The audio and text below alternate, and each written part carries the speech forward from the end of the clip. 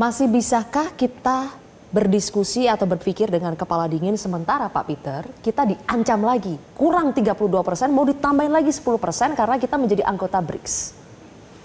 Ya, tapi kalau tadi mendengarkan ada dua nih, pandangan dari Pak Prof dan Mas Huda, itu menggambarkan sebenarnya kita nggak perlu terlalu panik atau melihatnya ancaman itu terlalu besar dari sisi kajian Kita langsung nego ke sana, itu bentuk kepanikan atau bentuk kecermatan? Nego itu adalah sesuatu yang keniscayaan. Oke. Ya. Karena nggak mungkin juga ketika Presiden Trump menyampaikan kebijakan yang mengancam kita, kemudian kita tidak melakukan apa-apa. Kan melakukan sesuatu itu kan adalah suatu keniscayaan, suatu keharusan. Dan saya sependapat dengan Bu Putri tadi, bagaimana kita melakukannya harus dengan cermat, dengan harus hati-hati. Dan menurut saya proses ini belum berhenti. Tidak bisa kita mengatakan udah putus di 32%. Dan tadi Pak Prof juga menyampaikan berbagai hal di dalam surat itu sendiri mengatakan keterbukaan untuk mengubah angka tersebut. Dan saya kira apapun kita harus melakukan yang terbaik. Ya. Upaya-upaya tadi yang disampaikan oleh Mas Pitra, saya kira itu memang sesuatu yang harus dilakukan. Ya. Walaupun saya memahami apa yang disampaikan oleh Pak Prof, ya bahwasanya ya akan sia-sia kalau seandainya dengan kacamata seperti itu ya. Tetapi kan tetap harus kita lakukan. Dan itu ya kalau saya memandangnya pertama kita seperti buying time. Saya sependapat dengan Pak Prof Hikmah bahwasanya pertama Trump pasti akan berhadapan dengan masalahnya sendiri.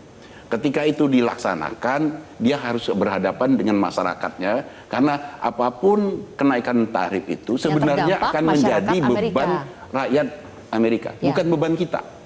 Ya, jadi kalau kita melihat ini perlu dipahami oleh masyarakat kita bahwasanya tarif 32% itu adalah beban masyarakat Amerika. Beban untuk kita itu adalah beban terkait dengan industri kita. Ya, karena dengan tambahan biaya yang ditanggung oleh masyarakat Amerika itu, harga kita itu menjadi mahal. Ya, mahalnya dirasakan oleh rakyat Amerika. Tetapi dengan barang kita menjadi mahal itu, maka barang kita itu permintaannya menjadi kecil. Nah, permintaan yang kecil itu yang kemudian berdampak seperti disampaikan oleh Pak Hajib tadi, itu akan menyebabkan produksi kita turun, penyerapan tenaga kerja kita turun, dan itu yang diamplifikasi oleh Mas Huda tadi. Ya. Tetapi ini adalah proses yang masih berjalan, saya kira. Jalani saja dulu ya, jadi tidak bisa kita bilang negosiasi ini tidak akan tidak akan ada kita dampaknya. Jalani, kita teruskan dengan apapun yang bisa kita lakukan. Ya, saya sependapat, memang nggak mungkin juga kita melakukan investasi bangun pabrik dalam waktu singkat kan. Tetapi syarat itu tidak make sense ya Pak Peter? Make sense. Bangun pabrik di sana. Make sense. Make sense. Make sense. Bisa kita penuhi. Kita punya resource untuk memenuhi itu. Kita punya resource untuk melakukan itu ya.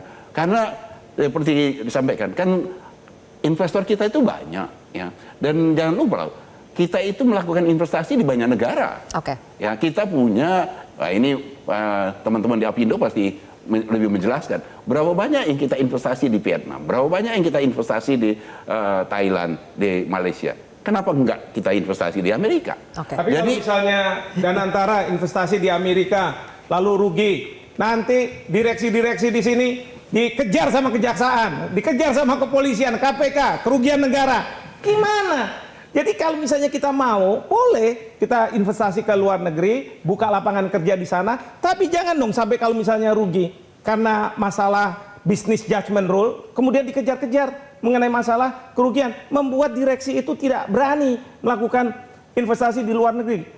Ada potensi risiko itu, Pak Peter? Dengan asumsi ya, keputusan investasi itu kan dilakukan secara secara profesional. Dan yang kedua ya, investasi itu kan tidak harus dilakukan oleh Danantara. Ya, sekali lagi, swasta kita itu sudah melakukan banyak investasi di luar negeri. Dan kenapa tidak untuk swasta kita melakukan investasi? Karena Trump tidak mempersyaratkan yang investasi itu adalah pemerintah. Trump hanya meminta bahwa Indonesia melakukan investasi di sana.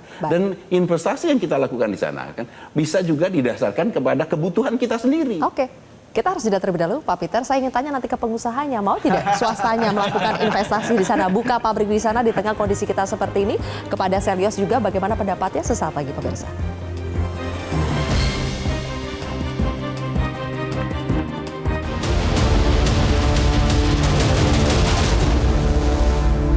Jelajahi cara baru mendapatkan informasi. Download Metro TV Extend sekarang.